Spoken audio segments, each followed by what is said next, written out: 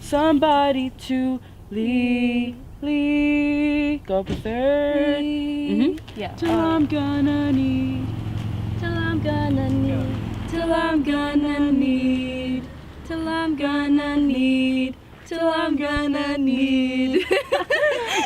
So welcome back, everyone, to this week's episode of Slacktivism 101.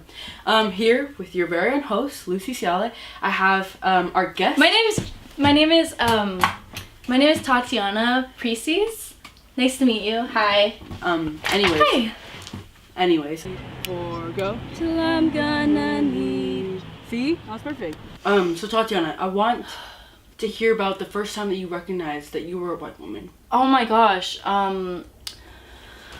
It was really hard. Like, people started asking where my family came from, and I was like, I had to tell them that my family came from Europe.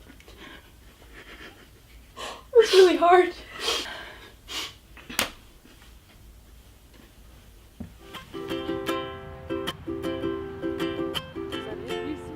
Is there a second verse? The please swallow. Oh, that's And why. I just didn't. I'm so dumb. I was like, He's a buggy wuggy bugle boy of company B. You sing altitude, right? A booty got to do So we both to just take sing to it, the right? bar. And buggy rhythm can't blow a note unless the bass and guitar is playing with it.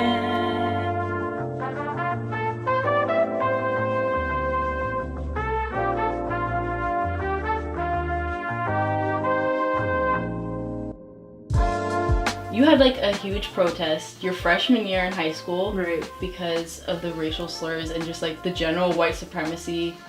It was due to like a bunch of people using the N-word at school. Racial slurs were thrown at me, and I wasn't receiving any support, so I took matters into my own hands, and I was like, okay, let's do something about this. Let's acknowledge this.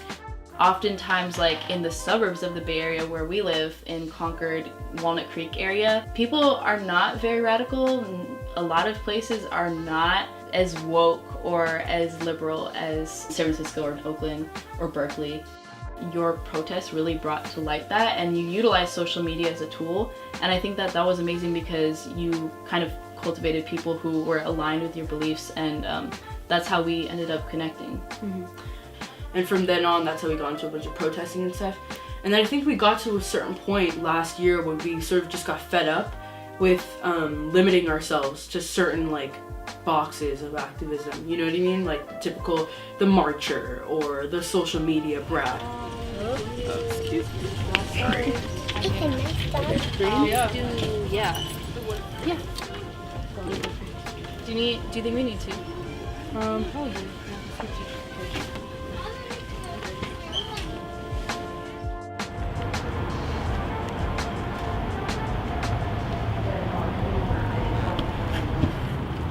Roscoe, you're the worst. I don't even know where you're coming. You're not even gonna help us.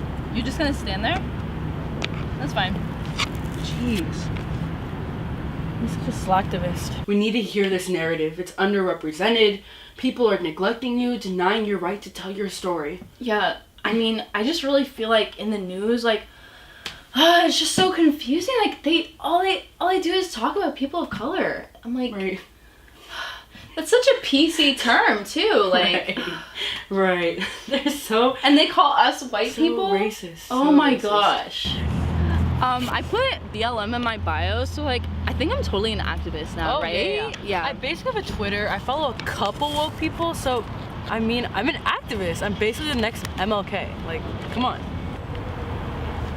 If you have people in your class who are using racial slurs and stuff, especially if you hold white privilege, I feel that it's really important for you to let those people know that what they're saying is wrong, and that doesn't make you like an activist for that. That just makes you a decent person. And I Right. feel like that's kind of a big thing about activism is like, it's just being a fucking decent person. Yeah. And Yeah. trying to bring that into your life 24/7 and not just being like, oh yeah, that's a thing for the weekend, or that's something I do on social media. It's like, Well, no. that's a huge like demonstration of privilege. Yeah. If you're sitting and you're like, should I go out to a protest? Should I call my senators? Should I call my state representatives and ask them about this, that? Should I go out and vote? That is demonstrating your privilege. That is a form of privilege. If you even have that option to choose between activism or sitting home and watching a movie, that is a sense of privilege, because some people can't choose. Some people really can't choose, because this isn't like a hobby for some people. Sometimes for a lot of people, this is a method of survival. This is a way for them to keep going. And if you recognize that you have that option, capitalize, utilize your privilege to benefit marginalized and oppressed groups.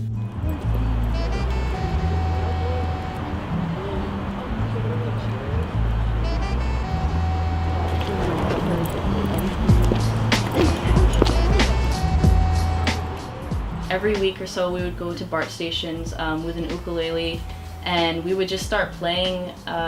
We would sing the same song and sing like the same song, like do a couple verses in a chorus, and we had like a sign that said like we coined the term like singing for a change for our specific needs, like for what we wanted to do with busking and activism, to direct it all back to the community organizations, right, and to circulate that wealth. Thank you. Yeah, no problem. Have a good night. Thank you, you too. We've been doing that pretty regularly since about like November of 2016. You know, through going to more community events, we were like, hey, let's start raising funds for more local things. So I think that's a really important part of us both kind of radicalizing, is just realizing with our own privileges and our own abilities what we can do to make a small difference every week. Thank you so much. Thank you. Have a great night. Thank you.